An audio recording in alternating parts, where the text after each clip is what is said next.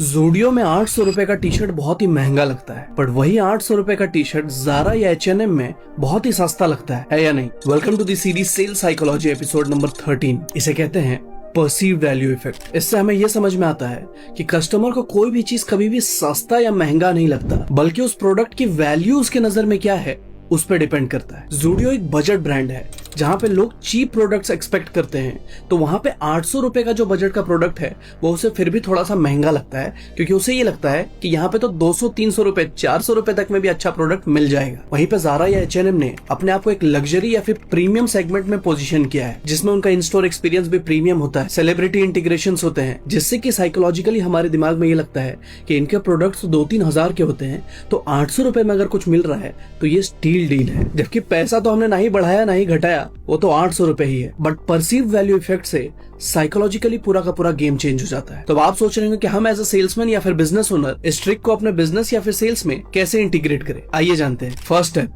Positioning decide करो। आप अपने ब्रांड या फिर प्रोडक्ट को किस सेगमेंट में, किस कैटेगरी में पोजीशन करना चाहते हो या दिखाना चाहते हो। Mid level, higher level, premium level या फिर लग्जरी लेवल। स्टेप 2, एनवायरमेंट और प्रेजेंटेशन पे ध्यान दो। तरबूज का वैल्यू सड़क पे अलग हो जाता है और वही एक हाई कंडीशन सुपरमार्केट में उसका वैल्यू अलग हो जाता है। जबकि तरबूज तो तरबूज ही है, बट सड़क पे लोग उससे बार्गेनिंग करते हैं पर मॉल में उससे नहीं करते, क्योंकि उनके नजर में अब ये चीज हाई वैल्यूड है। स्टेप 3, स्टोरी और ब्रांडिंग बिल्ड करो। ज़ारा और H&M सिर्फ प्रोडक्ट नहीं सेल करता, वो एक लाइफस्टाइल सेल करता है। अपने सेलिब्रिटीज को इंटीग्रेट करके, अपने प्रीमियम फील दे करके वो ये बताता है, आप अगर हमारे कपड़े पहनोगे तो आप सेलिब्रिटी जैसे लाइफस्टाइल वाले कम्युनिटी में शामिल हो जाओगे, जिससे कि उसे पहनने के बाद आपके अंदर एक एस्टीम्ड फीलिंग आती है। जबकि कपड़ा तो वही है, बट लोगो और ब्रांड बदल जाने से आपके अंदर का सेल्फ एस्टीम भी बदल जाता है। स्टेप 4, प्राइस को फ्रेम करो। आप अगर अपने प्रोडक्ट्स के फीचर्स को सामने वाले के बेनिफिट से अगर अलाइन करोगे, तब वो प्राइस जस्टिफाइबल हो जाता है, तब उसे वो महंगा नहीं लगता। जस्ट फॉर एन एग्जांपल, मान लीजिए कि आप कोचिंग क्लास चलाते हैं, तो ये कहने के बजाय कि हमसे जुड़ जाइए क्योंकि हम बेस्ट हैं, आप उनसे ये कहिए कि हमसे जुड़ने के बाद आपको हम बेस्ट बना देते हैं, हम आपके ऊपर फोकस करते हैं। सो मार्केट में सही पोजिशनिंग डिसाइड करने से आप अपनी वैल्यू क्रिएट करते हैं। ऑलराइट, सो ये सेल्स साइकोलॉजी सीरीज का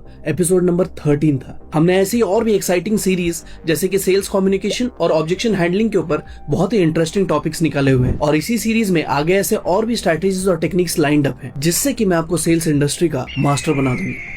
बट उसके लिए आपको मुझे फॉलो करना पड़ेगा। और अगर आप सेल्स को डिटेल में सीखना चाहते हैं, if you want to transform yourself from a salesman to the sales master, तो आप हमारे सेल्स मास्टर्स ट्रांसफॉर्मेशन कोर्स और सेल्स डोमिनेटर किट को चेकआउट कर सकते हैं, जिसका लिंक हमने बायो में दिया हुआ है। आई इंसिस्ट कि आप उसे जाने से पहले जरूर से जरूर चेकआउट करते हुए जाइएगा। You will surely thank me later. Thank you so much. जय हिंद।